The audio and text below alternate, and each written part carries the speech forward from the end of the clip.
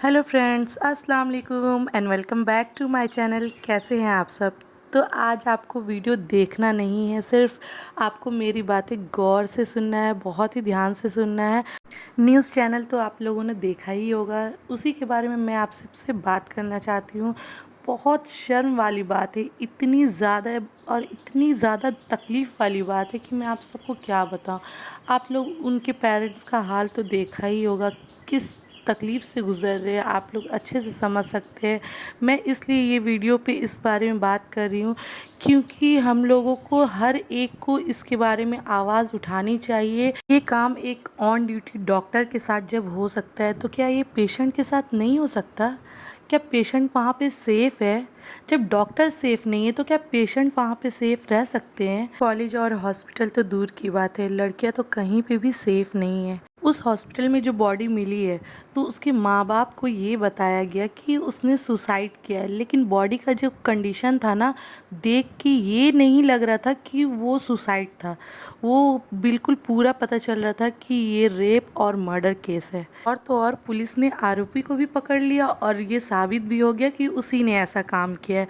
पर रिपोर्ट तो कुछ और ही कह रही है, जो पोस्टमार्टम रिपोर्ट है वो कुछ और ही बता रहा है कि इस तरह से कंडीशन थी बॉडी की, इस तरह से कंडीशन थी कि एक इंसान ने तो ऐसा काम नहीं किया होगा, कम से कम कई लोग होंगे वहाँ पे। और वहाँ के प्रिंसिपल ने इतनी शर्म वाली हरकत की है कि उसी दिन रिज़ाइन किया और अगले दिन ही दूसरे कॉलेज से उसे नौकरी भी मिल गई।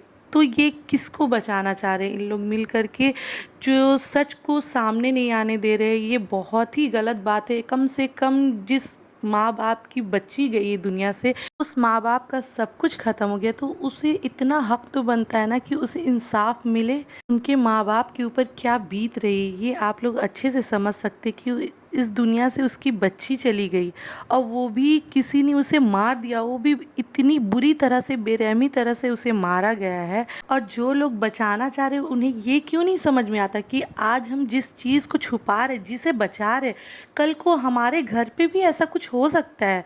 वो लोग ये क्यों नहीं समझ रहे? आज एक के साथ हुआ है, कल किसी और के साथ, परसों किसी और के साथ, ये सिलसिला तो चलता ही रहेगा, कभी ख़त्म होने वाला नहीं है। तो प्लीज़ मैं यही चाहती हूँ, इन लोगों से तो कुछ भी होने वाला नहीं है। मैं ये चाह रही हूँ कि देखिए, मेरी यूट्यूब पे तो बहुत छोटी सी फैमिली है, लेकिन जितने लोग भी देखेंगे इतना मेरे लिए काफ़ी है। और इससे ज़्यादा और आगे क्या होगा ना, कि आप लोग जो देख रहे हैं या फिर जो भी सुन रहे समझ रहे हैं, वो सब आप लोग अपने फेसबुक पे, यूट्यूब पे, इंस्टाग्राम पे, हर एक चीज़ पे, हर पेज पे, हर ट्विटर पे इस चीज़ की मांग होनी चाहिए, जस्टिस की मांग होनी चाहिए। क्योंकि सोशल मीडिया पे प्रेशर बनेगा तभी इन लोगों पे प्रेशर बनेगा, वरना ये लोग कुछ नहीं करने वाले। ये केस भी ऐसे ही दब करके रह जाएगा, या फिर होगा भी तो किसी गुनहगार को या फिर किसी को भी ये लोग पकड़ के लाएंगे, जो बोलेंगे ये लोग आरोपी है, इन लोगों ने ऐसा किया है, बस उन लोगों को सज़ा हो जाएगी। लेकिन जब सोशल मीडिया एक्टिव हो जाएगा ना, हर एक के पेज पे यही चीज़ रहेगा ना, तब इन लोगों के ऊपर प्रेशर बनेगा, तब इन लोग अपना काम जो है वो सही से करेंगे, तब जाके हो सकता है किसी को इंसाफ मिलेगा, यानी कि हम सबको इंसाफ मिलेगा। एक बात ये नहीं समझ में आता कि लोग ऐसा करते क्यों हैं। अल्लाह ताला ने हम सबको इंसान बना करके भेजा है, पर तुम तो जानवर भी कहलाने के लायक नहीं हो। जानवर भी इंसानों से इतना ज़्यादा प्यार करते हैं अगर उसे प्यार मिले तो, लेकिन ऐसे लोग तो जानवर कहलाने के भी लायक नहीं है। इसलिए मेरे बहन भाई, माँ बाप जो भी है, आप सब से मेरी यही गुजारिश है कि इस चीज़ को आप सब सपोर्ट करें और आगे बढ़ाइए इस चीज़ को, ताकि जो सही मायने में जो आरोपी है उसे सज़ा मिले। और सज़ा के तौर पे सिर्फ़ और सिर्फ जेल या फिर उम्र कैद या फिर फांसी नहीं होनी चाहिए। एक लड़की के साथ, एक इंसान के साथ इतनी बेरहमी की तरह पेश आने के बाद, इतनी बेरहमी की तरह से मर्डर करने के बाद उसे सिर्फ़ और सिर्फ उम्र कैद या फिर फांसी, इतनी तो कम सज़ा नहीं होनी चाहिए। मेरा तो यही है कि उसे बीच चौराहे पे इस तरह से गोली से छल्ली कर दिया जाए, इतना मारे उसे, इतना मारे, लेकिन ये भी कम है उसके लिए। मैं तो ये चाहती हूँ कि जिस तरह से जिसकी मौत हो, जिस तरह से जिसे मारा गया हो ना, उसे सबके सामने उसी तरह से ट्रीट किया जाए और तड़पा तड़पा के मारा जाए। इस तरह से तभी जा कर के उसे ये फ़ील होना चाहिए कि जो दर्द अभी मैं फ़ेस कर रहा हूँ, जो तकलीफ़ अभी मुझे हो रही है, इसी तरह से मैंने किसी के साथ किया था।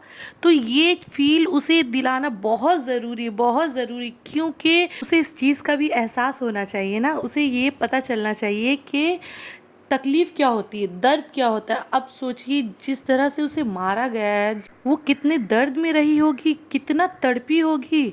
आप लोग मुझे कमेंट में ज़रूर बताइएगा कि आप लोगों का क्या ओपिनियन है, और कमेंट ज़रूर करके जाइएगा। कमेंट नहीं भी कीजिएगा तो एक इमोजी ज़रूर डाल दीजिएगा, उससे मुझे ये समझ में आएगा कि आप लोग भी जस्टिस की मांग कर रहे हैं, इंसाफ की मांग कर रहे हैं।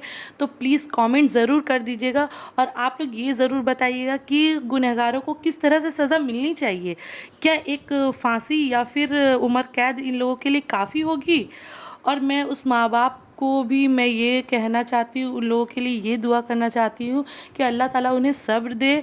बेशक उनकी बच्ची तो वापस आने वाली नहीं है, लेकिन उन्हें इंसाफ ज़रूर मिले। ए अल्लाह पाक उसे इंसाफ ज़रूर दे। ए मेरे मालिक, तू तो बड़ा रहीम है, तू इतना करीम है मौला, तू तो सब जानता है।